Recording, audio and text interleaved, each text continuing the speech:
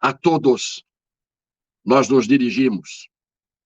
Neste momento de parcial ditadura, ainda não se fechou o círculo, porque estamos vivendo no Brasil, num Brasil que está a cada dia mostrando a característica evolutiva de um despotismo que já tem timbre ditatorial em vários aspectos de decisões que são tomadas, de ordens que são dadas, de providências que são dadas. Uma entrevista no Roda Viva, da TV Cultura, efetuada por Vera Magalhães, a pobre vítima do dia do debate da Band, a quem o presidente da República se dirigiu dizendo que ela era uma vergonha do jornalismo nacional, ela como âncora do Roda Viva, entrevistando Barroso, Luiz Roberto Barroso. Quem não viu terá uma surpresa. Como os tempos mudam, como os homens e as mulheres mudam, como tudo muda, e infelizmente no Brasil, para pior. Da política, não. O que aconteceu na Petrobras foi crime mesmo. Não foi política. O que aconteceu na Eletrobras foi crime mesmo. O que aconteceu na Caixa Econômica Federal foi crime mesmo. O que aconteceu no crédito consignado foi crime mesmo. O que aconteceu nos fundos de pensão foi crime mesmo.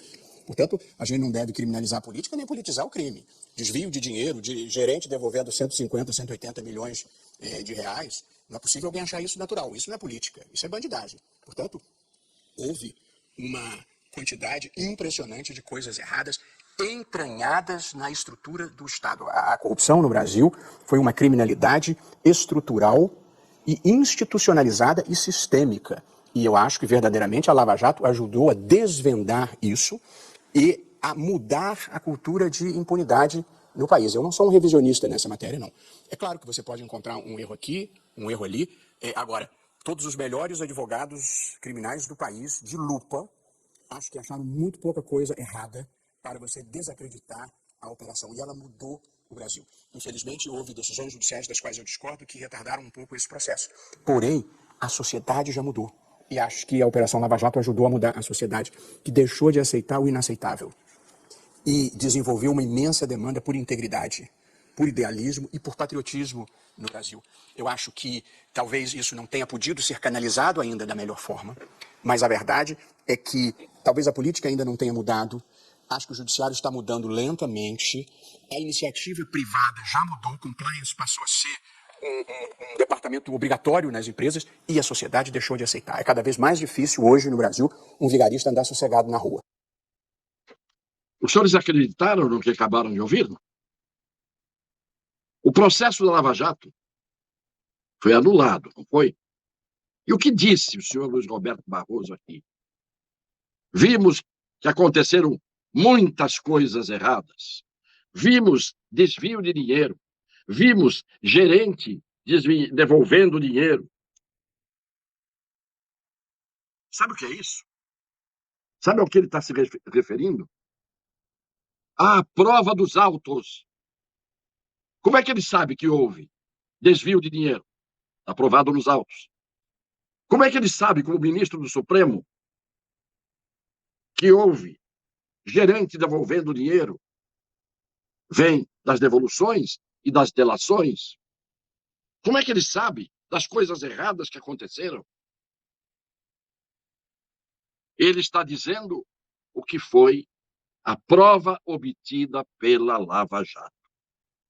Isto é de uma gravidade absurda, porque ele foi um daqueles que anularam o processo de Curitiba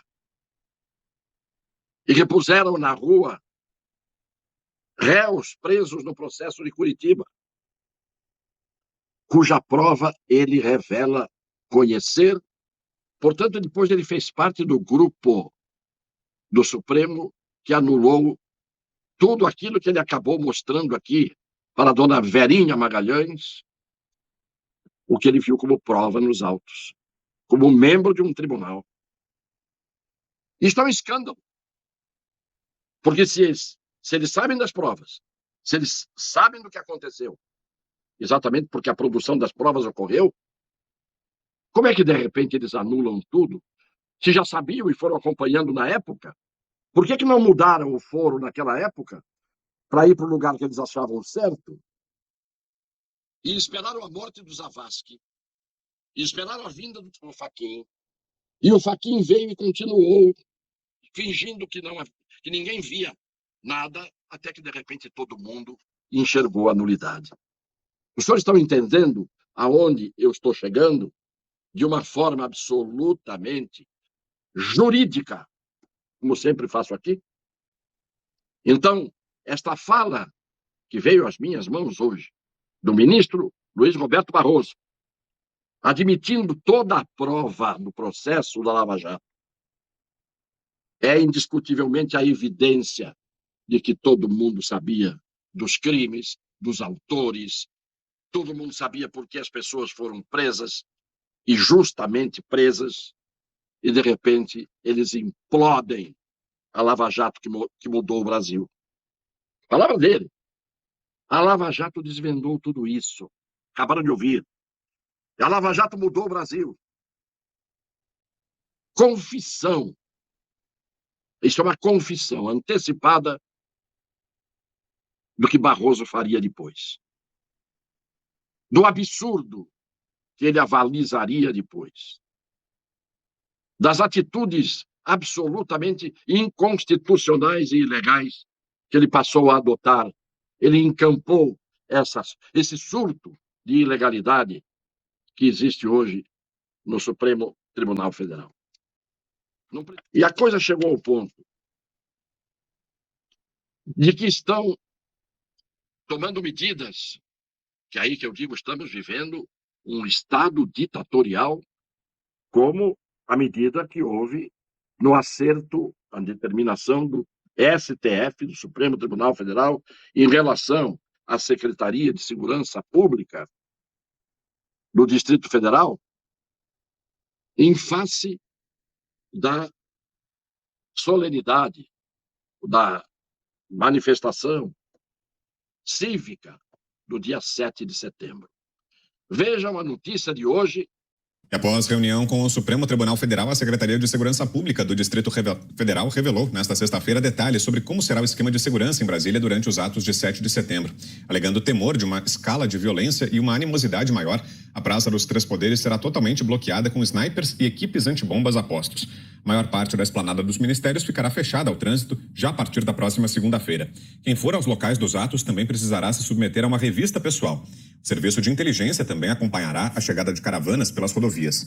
Além do prédio da Suprema Corte, o Tribunal Superior Eleitoral também terá sua segurança reforçada. O STF aumentou em 70% o efetivo de segurança em relação ao ano passado e contratou uma barreira antidrones. Os atos de 7 de setembro já estariam sendo vistos por alguns ministros como atos antidemocráticos. Os senhores viram o que o Supremo Tribunal Federal está fazendo? Alegando o temor de uma escalada de violência. Mas qual é a escalada de violência que nós estamos vendo? Vão colocar snipers, atiradores de elite. Isto é, intimidação imposta ao povo. Estão acuando o povo. Estão encurralando o povo. Que democracia é essa? Que poder tem esse tribunal para cercear a atividades porque tem um temor, porque faz uma previsão, porque tem um pressentimento? E por que eles têm esse pressentimento, esse temor? Por que eles estão com medo e infundindo medo, colocando atiradores de elite encastelados em poleiros para disparar contra quem? Vão colocar o povo onde? Num galinheiro? Num curral? Numa jaula? Estão tangendo o rebanho para onde querem. Chegamos a esse ponto. E eu dizia aqui, muita gente disse isso. de ilegalidade em ilegalidade. A ilegalidade vira o tsunami que a todos atinge. Por isso que eu peço que compartilhem, por isso que eu peço que divulguem o que eu estou dizendo. Estão tomando atitudes que passaram do limite e o povo dorme. E o povo não reage. Não se pode levar celular no dia da votação. Em nome do quê? Quem proíbe? A Constituição, a lei maior do país, diz que ninguém é obrigado a fazer ou deixar de fazer alguma coisa, senão em virtude de lei. Qual é a lei que impede alguém de transitar com um celular? O Alexandre de Moraes não é a Constituição, não é a lei. O que é que vale mais? A decisão inconstitucional de um tribunal, amedrontando, repito, encurralando as pessoas? As pessoas vão votar com medo? Isto é ato antidemocrático. Pessoas irem, no dia da eleição, no exercício maiúsculo da democracia, escolher quem quer que seja, é o direito da escolha, e vão com medo, e vão cerceadas, e vão sob ameaça de prisão, e vão, o que é pior, e ninguém pensou nisso, quando se diz que quem levar celular e não entregar o celular ao mesário, o celular é meu, é minha propriedade. Quem não entregar o celular ao mesário não vota. Sabe qual é a pena de se levar? Pena, sanção, pena que está se aplicando a quem leva um celular e não entrega ao mesário? A pena de cassação dos direitos políticos. O maior direito político que alguém tem é o de votar e ser votado. Aonde está o Ministério Público? Que deveria, neste momento, tomar uma posição como defensor da sociedade. Onde estão os membros do Ministério Público? Chegamos ao ponto máximo. Chegamos ao ponto máximo. O último degrau para a instalação de uma ditadura absoluta no Brasil. O brasileiro manifesta-se de forma tolerante, paciente, ordeira e pacífica. E não merece ser colocado no curral, na pocilga, no galinheiro, em que estão colocando o povo.